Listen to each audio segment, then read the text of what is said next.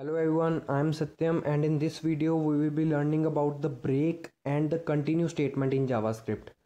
So guys, break and continue are very important statements in JavaScript because break and continue will help us to execute our code in a more specific way. Like suppose you have make a if statement or you have created a loop in which you want to stop that loop if a specific condition met, like you are taking the input from a user about their age, or you are creating something like that, but you have to wait for when a specific condition will met. So in that case, what you can do is you can use break and continue statements. So break and continue are very important in JavaScript. So let's see what are break and continue. So what is a break statement?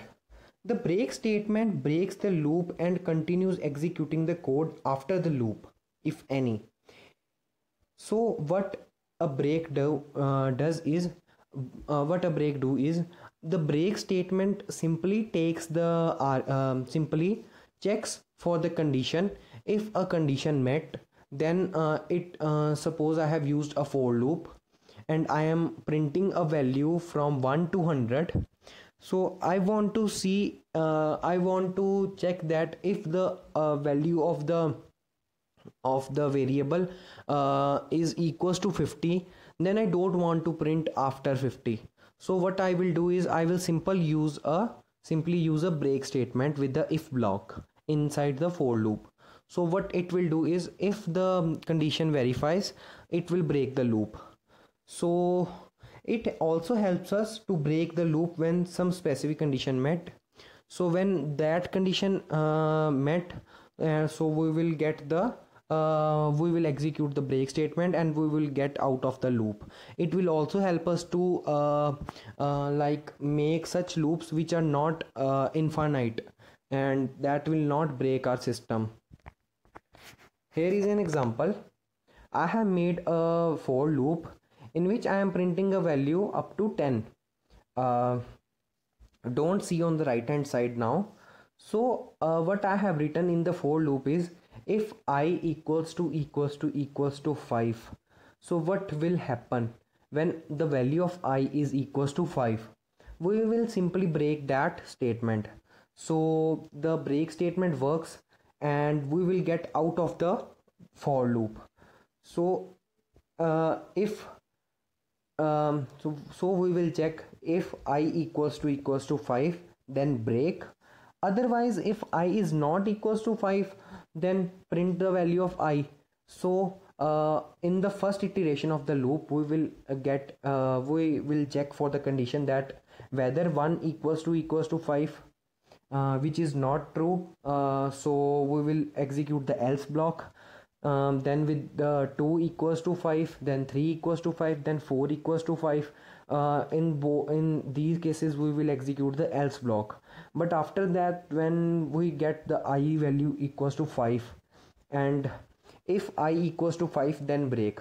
So when 5 equals to 5 executes the break statement, we will get out of the for loop and we don't print anything else after that.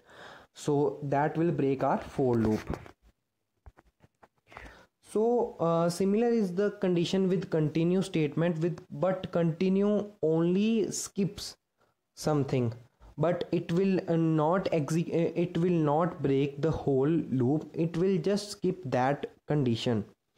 So the continue statement breaks one iteration in the loop if a specified condition occurs and continues with the next iteration in the loop. So we will see that with the help of an example. So in this example, I have written a small snippet. Basically, a small code or some block of line, a block of code is also known as a snippet. So I have written a snippet here. So in this snippet, I have written variable I equals to 1 and I less than 10, I plus plus. Plus plus is the incrementer. You all know that I plus plus means that I equals to I plus 1. So in the for loop, I have again checking for the condition when the value of I is equals to 5. So when the in the first iteration of the loop, when 1 equals to 5, which is not true, so we will run the else block. In the second case, when I is equals to 2 and we will check 2 equals to 5, so we will go to the else block. In the third case, 3 equals to 5, again the else block. 4 equals to 5, again the else block. But when 5 equals to 5 executes, we will get the output as we will run the if block. So in this part, the if block carries the continue statement. What the continue will do is continue will skip the whole for loop in that case, and then generally runs the next iteration of the loop. So it will skip a particular iteration, and iteration is basically nothing, but it will help us to like find out iteration is the one run of the for loop. Like if I have to define iteration, like when the loop run once, so it is the first iteration of the loop. When the loop run 2 times, then it is the second iteration of the loop.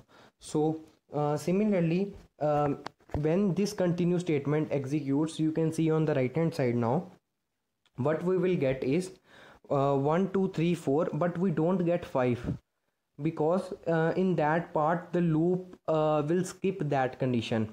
After that we will learn about the 6 7 8 9 and 10. So that's it. So this is the like the continue statement in JavaScript.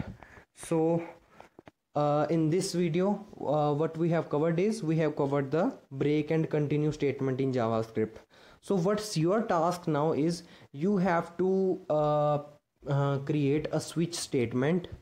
In that switch statement, try to use the break and continue part and see what will happen, and also check for the also check the output, and try to circulate or try to share your code with others in the comment section, or with by commenting it out in or by sending a kind of link in which you have stored your code.